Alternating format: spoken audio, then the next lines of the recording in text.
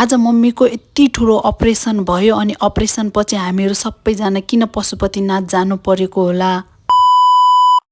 High everyone, it's me Rita Nepal. अनि आज चाहिँ म बिहान बिहानै उठेर मर्निङ वाकको लागि स्वयम्भूतिर लागेँ। अनि के मेरो मम्मीलाई आइतबार हस्पिटल भर्ना गरेको हो नि त। अनि त्यसबाट चाहिँ म दिदीको रुममा नै बस्दै आइरहेको छु।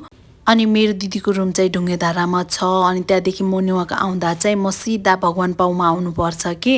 अनि स्वयम्भू भगवान पाउमा आएर चाहिँ म सुरुमा भगवानको दर्शन लिएँ, किनभने कि आज मेरो मम्मीको अपरेसन हुँदैछ एकदमै ठुलो।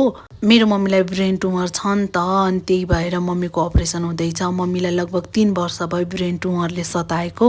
अनि हामीहरूले मम्मीको उपचार पनि एकदमै धेरै ठाउँहरूमा गऱ्यौँ, इन्डियामा, नेपालमा, जतासुकै गर्दा पनि मम्मीको रोग चाहिँ निको नै भएको थिएन कि। अनि हामीहरूले मेडिसिन लिएर आयुर्वेदिक औषधिहरू सबै खुवाएको थियौँ कि। हामीहरूले जहाँसम्म सोचेको थियौँ कि औषधिले नै काम गरोस् भनेर, तर औषधिदेखि चाहिँ त्यो ट्युमर निको नहुँदो रहेछ। अनि लास्टमा आएर केही नै उपाय नलागेपछि हामीहरूले डक्टरको सल्लाह अनुसार हामीहरूले अपरेसन नै गर्नु पर्यो। अनि आज चाहिँ बुधबारको दिन चाहिँ मम्मीको अपरेसन हुँदैछ। आइतबार चाहिँ हामीले बेड भर्ना गरेको थियौँ।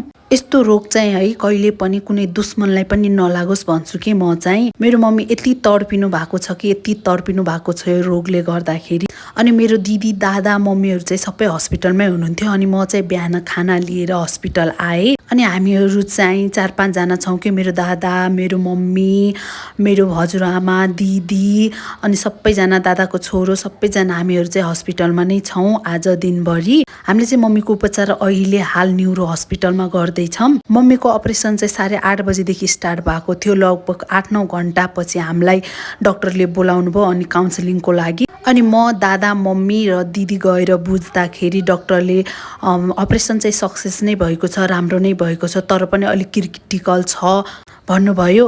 तर हामीलाई अपरेसन नै सफल भएको भएर नि हामी एकदमै खुसी थियौँ। त्यही भएर म र दिदी चाहिँ हामी पशुपति दर्शनको लागि गयौँ रातारात। लगभग 7:30 भइसकेको थियो हामी हस्पिटलबाट निस्किँदा। अनि म र दिदी चाहिँ सिधा पशुपतिनाथतर्फ गयौँ अनि दर्शन गऱ्यौँ। भाग्यवश चाहिँ हामीले पशुपतिनाथको दर्शन एकदमै राम्रोसँग गऱ्यौँ।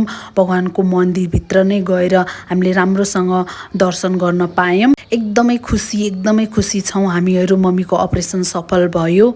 मेरो मम्मी यति धेरै तर्पिनु भएको छ, भगवान छिट्टो निको गरिदिनु होला। कति दिन भयो मेरो मम्मीले आफ्नो इच्छा अनुसारको खाना खान पनि पाउनु भएको छैन। छिट्टो